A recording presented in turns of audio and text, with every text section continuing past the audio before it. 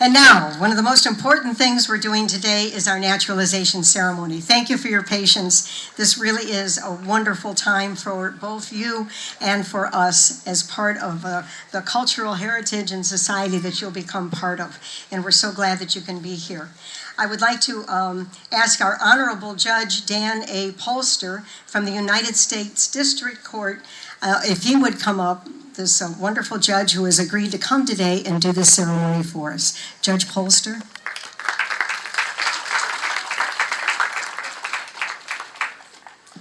Thank you very much, Sheila.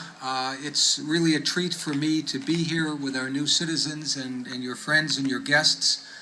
I'm one of the 11 judges on the Federal District Court for the Northern District of Ohio. We typically do these ceremonies in the federal courthouse. We do them in Cleveland, Akron, Youngstown, and Toledo, the 4 places we hold court. And in Cleveland, we typically do them on Fridays, every other Friday. So they're open to the public.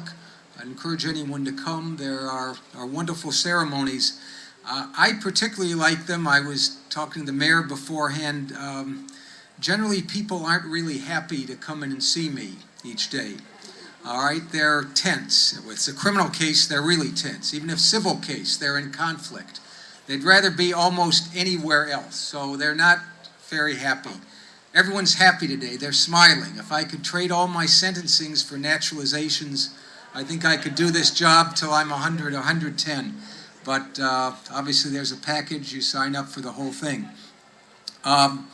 So it's customary and it's fitting that federal judges perform these naturalization ceremonies because the independent judicial branch and the rule of law is perhaps the single most distinctive feature of the American system of government. If you take a look around the world, 200-some countries, and what are the indicators of a place where you might want to live? I'd say there are 2. One, how they treat women, and second, if there's an independent judicial branch. And if the answer to both of those is yes, it's probably a pretty good place to live. If the answer is no, then maybe you want to live somewhere else.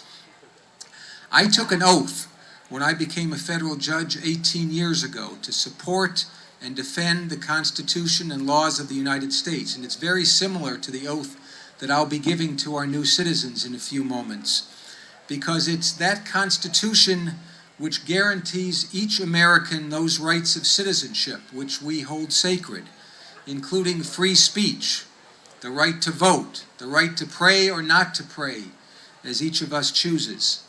And I know that many of you have come from countries where these rights and freedoms are not protected. And I'm sure that some of you have suffered persecution and oppression or have family and loved ones who are suffering persecution right now. And so I know this day carries a special meaning for you. When I was a young boy, growing up here in Cleveland, it was common to refer to America as a melting pot. That's what we all said, America's a melting pot. As I've grown older, I've realized that that's not really accurate, because a melting pot suggests we dump everything in, mush it around, and we all come out the same. And that's not how we are in this country. I think it's more accurate to describe our country as a deep and delicious stew. I know each of you has a family recipe for stew, and if you make it correctly, you can taste each ingredient and each spice. And I think that's what we are. We have a pretty good stew going, but each of you has added something, and together we're making something richer and more delicious than any of us could do on our own. My ancestors came to this country and to this community from Russia, from Lithuania, from Hungary. And they left to seek political and economic freedom and to build a better life for their children and their grandchildren. Each of you is now part of this great American tradition.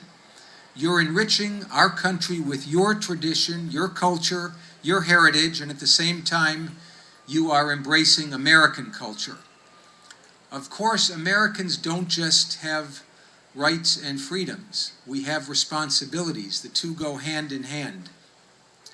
A good citizen knows his or her country's history, current issues, and values. A good citizen keeps informed. A good citizen participates in the political process. Of course, we are in the process of electing a president, and In order to vote, you have to register. It's very simple, but it's essential, and you'll be able to register to vote here as soon as I give you the oath.